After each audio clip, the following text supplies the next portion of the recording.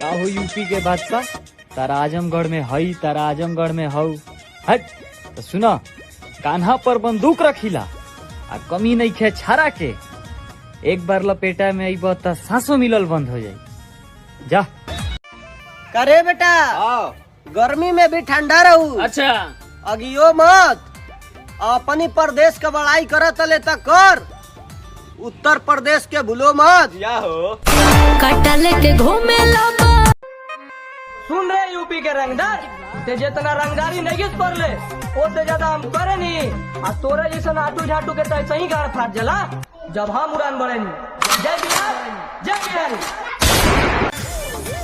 कि अरे की देखनी तोरा जैसा रंगदार ढेर के बेटा, यूपी के लड़का से पंगा मत ला, न तो तोरा के गोली मार दे तोरा बिहार में घेर के। बुझाइल?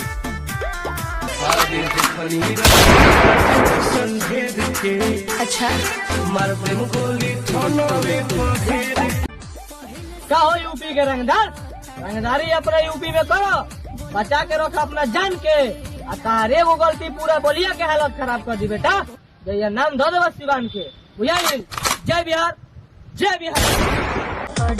का हो बिहार के बादशाह, दो चार गो वीडियो में उत्तर प्रदेश के टारगेट करके अपन तुलना करत ताड़ा बड़का बड़का रंगदार से।